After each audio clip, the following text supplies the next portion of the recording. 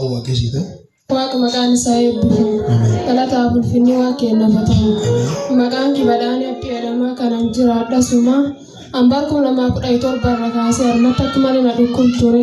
Narra badaa na deebi'ee narra badaa na qabatee narra badaa immoo bar 2018 bifa adda ta'e tokkoon na qabatee malaa keessa na yaa dhiigilleen keessa na yaa waya uffachuu dadhabee.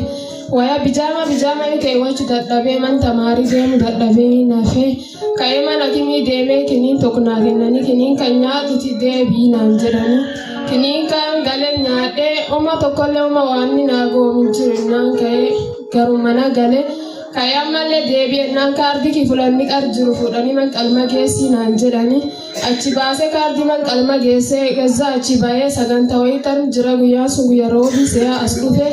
Asakan taagise taasuni beeka malee na dhukkubana ciniina na nyaata waya dandeenke wadhu bijama yookaan qabadhe deema otuma saa waaqina argee Abrahaamin na kaasee harmi kun saafi kana yookaan malee si dhukkubuu jira si nyaachuu jira naan jedhe ansaari suni giddi taa'uu jira taa'uu dadhabee beeka baay'ee gala edhe baay'ee lengalu waaqina fayyisaa edhe callise taa'uu jira keessa ol ka'ee kutaa sagal gisee qara deemtanii footoo kan kee ijoollummaan gaaddenya kan keeti fuutee nama kennite namni sun irra godhee eegi gaafa si harmi kun si dhukkuba naan jedhe akkasuma sirriidha ammoo silajji tokkoon booda harmi kun kaanseerii si ta'ee sirra kutanii naan jedhe dhuguma kaardii kiyya fulanni qar jiru baasanii man qalma galchanii guyyaa sun immoo boo'ee galee waaqum kadhadhe as dhufe guyyuun kaardiin ki man qalma galan as dhufe naani silajji tokkoon booda kaanseerii ta'ee sirra kutanii ammoo waaqi si fayyisee jira eegii har'a harmi kan kee dhalte aanan bamalee deebi'ee waan tokkiin ba'uu naan jedhe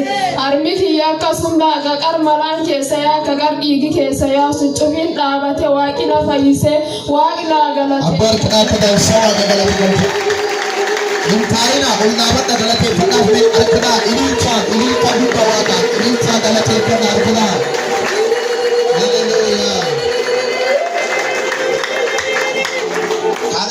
Fuudhanii man qalma geessu.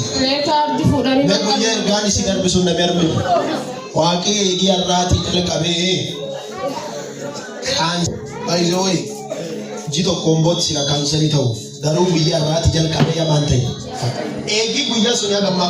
Eegi guyyaa sun haqar malaa keessa yaa bijaaman itti nama xaroon irra buqa dhiigu waliin baay'ee gaafas immoo fayyee gadaanis waan tokko hin qabu akkuma dhaladde deebi'ee jiru.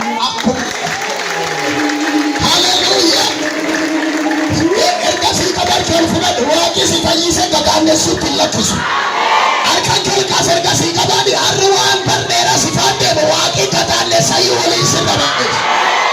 Hallelujah.